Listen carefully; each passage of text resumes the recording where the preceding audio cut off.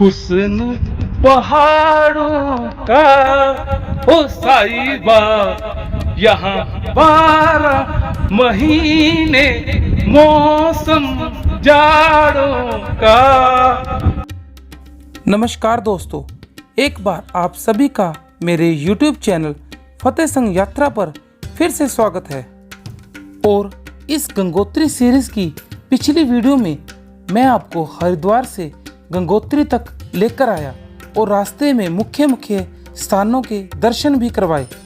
और उसके पश्चात मैंने आपको गंगोत्री धाम के दर्शन करवाए और वहाँ के सभी मुख्य स्थान भी दिखाए। और इस गंगोत्री सीरीज की तीसरी वीडियो में मैं आपको गंगोत्री धाम से पैदल 18 किलोमीटर का सफर तय करके गोमुख तक लेकर आया। चलिए अब मेरे साथ इससे आगे तपोवन जी की यात्रा पर।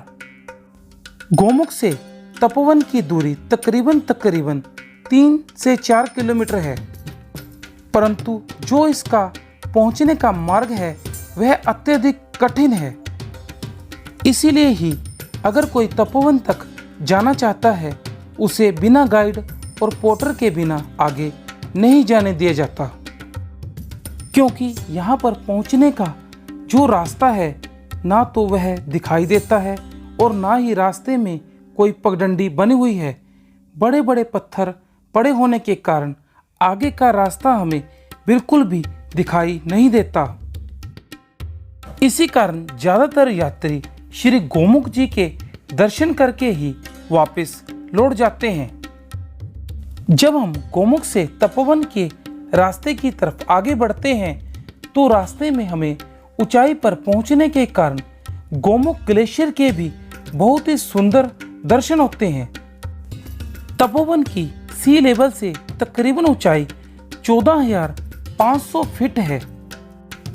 इतनी ज़्यादा ऊंचाई होने के कारण यहाँ पर एक भी वृक्ष नहीं है और यहाँ के जो पर्वत हैं वह ज़्यादातर कच्चे हैं। इसी कारण जगह जगह पर बार बार स्लाइडिंग होती रहती है, जिस कारण हमें बहुत ही सावधानी पूर्वक आगे बढ़ना पड़ता है। जिन लोगों को हाई ब्लड प्रेशर की प्रॉब्लम है उनको यहाँ पर सांस लेने में भी दिक्कत होती है। जिस समय आप गोमुख से तपोवन की यात्रा शुरू करते हैं तो मैं आपको बता देता हूँ कि आप गोमुख से पानी जरूर भर लें, क्योंकि रास्ते में पीने के लिए पानी कहीं भी नहीं मिलता। वैसे तो गोमुख से तपोवन की दूरी तकरीबन 4 किलोमीटर है, परंतु रास्ता अत्यधिक कठिन है, जिस कारण बार बार गला सूखता रहता है और रास्ते में हमें पानी पीना पड़ता है। मौसम साफ होने के कारण धूप निकली हुई थी, जिस कारण दूर दूर तक व्यू बहुत ही सुंदर दिखाई दे रहे थे। अब मैं आपको बताता हूँ इस स्थान का नाम तपोवन क्यों है। यहाँ पर ऋषि मुनि और तपस्वी लोग तपस्या करने आते हैं, इसी कारण इस स्थान को तपोवन कहा जाता है। आप लोगों से बातें करते करते पता ही नहीं चला कि मैं कब तपोवन पहुँच गया। आप लोगों को यह जो नदी दिखाई दे रही है इसका नाम आकाशगंगा है। यह आपको जो कुटिया दिखाई दे रही है यह मुनि बाबा की कुटिया है। रात को मैं इसी कुटिया में रुका था।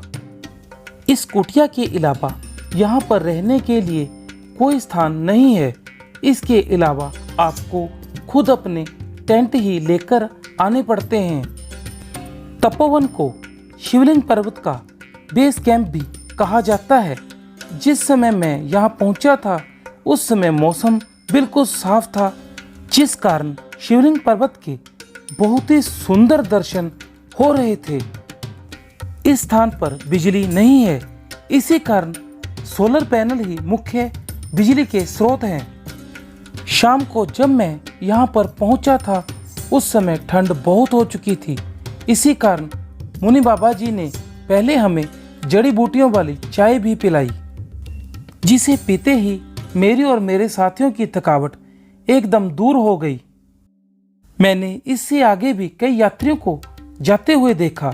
वह इससे आगे नंदनवन और वासुकी ताल तक जाकर आते हैं, परंतु इससे आगे का जो रास्ता है वह बहुत ही ज़्यादा कठिन है, जिस कारण हर कोई व्यक्ति वहां पर नहीं पहुंच पाता। तपोवन एक बहुत ही खुला और बड़ा एक समतल मैदान है, जहां से हमें बहुत सी चोटियां दिखाई देती हैं।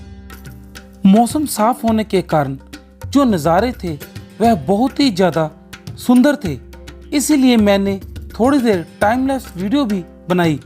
आप भी इस वीडियो का कुछ देर आनंद लीजिए।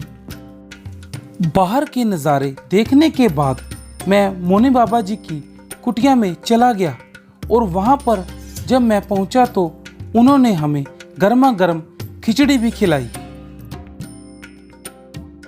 की खुशी यहाँ के जो हासिल होगी वो आने से ही हो। हमारा कुछ भी हो, कष्ट हो, दुख हो, वो मैटर नहीं रखता। खिचड़ी खाने के बाद मैंने कुछ देर बाबा जी से बातें की और आसपास के नज़ारों को देखा और उसके पश्चात मैं तपोवन से गोमुख की वापसी कर दी, क्योंकि चढ़ने से ज़्यादा उतरना ज़्यादा कठिन होता है। और इसी के साथ मेरी गंगोत्री, गोमुख और तपोवन जी की यात्रा निर्विघ्न संपूर्ण हो गई। संपूर्ण वीडियो देखने के लिए आप सभी का बहुत बहुत आभार। और अगर आप मेरे YouTube चैनल पर नए हैं तो मेरे चैनल को सब्सक्राइब करें, मेरी वीडियो को लाइक शेयर करें। जय शंकर।